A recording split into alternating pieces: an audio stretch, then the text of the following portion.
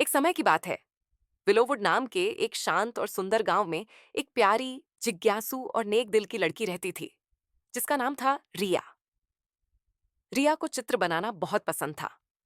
वह अपने पुराने से पेंसिल से पेड़, जानवर और अपने सपनों की चीजें बड़ी लगन से बनाती थी। वह अपनी स्केचबुक लेकर हर जगह जाती और जो कुछ भी देखती उसे कागज पर उतार लेती। गांव के लोग उसकी कला से बहुत प्रभावित थे, लेकिन रिया के लिए यह सिर्फ एक शौक नहीं, बल्कि उसकी दुनिया थी। एक दिन दोपहर की धूप में टहलते हुए रिया गांव के किनारे वाले जंगल में पहुंच गई। वहां उसे एक पुराना, खोखला पेड़ दिखाई दिया। उत्सुकता से उसने पेड़ के अंदर झांका तो देखा कि वहां एक चमचमाती चांदी की पेंसिल रखी है, जिस पर छोटे छोटे सितारे खुदे हुए थे। जैसे ही रिया ने उसे हाथ में लिया, पेंसिल से एक नर्म सी आवाज आई, जो भी तुम मुझे बनाओगी वह सच में जिंदा हो जाएगा, लेकिन ध्यान रखना, मुझे सोच समझकर इस्तेमाल करना। रिया दंग रह गई। क्या वाकई ऐसा हो सकता है? जैसे ही वह घर पहुंची, उसने पेंसिल से एक तितली बनाई और फिर चमत्कार हुआ। वह तितली कागज से बाहर निकलकर हवा में उड़ने लगी। फिर उसने एक प्यारा पिल्ला बनाया, जो सचमुच उसकी गोद में कूद पड़ा। रिया खुशी से झूम उठी। अब वह रोज नए नए जादुई चित्र बनाने लगी। हंसते हुए फूल, उड़ते लालटेन और यहां तक कि एक बादल जो टॉफियां बरसाता था। धीरे धीरे रिया जादू में इतनी मग्न हो गई कि उसने सोचना छोड़ दिया कि क्या ठीक है और क्या नहीं। एक दिन उसने बस मजे के लिए एक विशाल ड्रैगन बना डाला।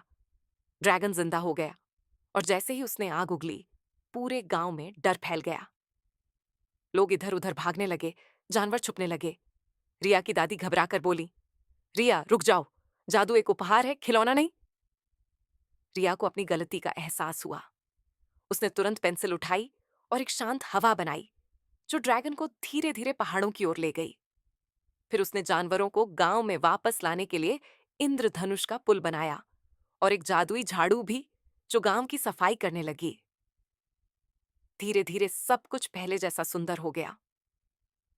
रिया ने आखिर में एक छोटा लकड़ी का डिब्बा निकाला और उस पर ताला और चाबी की तस्वीर बनाई।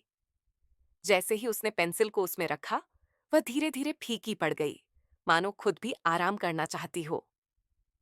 रिया ने मुस्कुराकर कहा, अब तुम्हें तभी जगाऊंगी जब दुनिया को सच में तुम्हारी जरूरत होगी।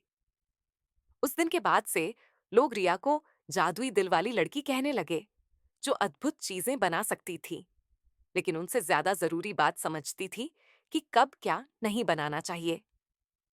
बड़ी शक्ति के साथ बड़ी जिम्मेदारी भी आती है। किसी भी हुनर या जादू का सही इस्तेमाल ही उसे खास बनाता है। ये मेरा नया बच्चों का हिंदी कहानियों का चैनल है। कृपया लाइक और सब्सक्राइब करें। मुझे अपना यूट्यूब चैनल आगे बढ़ाने के लिए आपके सहयोग की आवश्यकता है। धन्यवाद।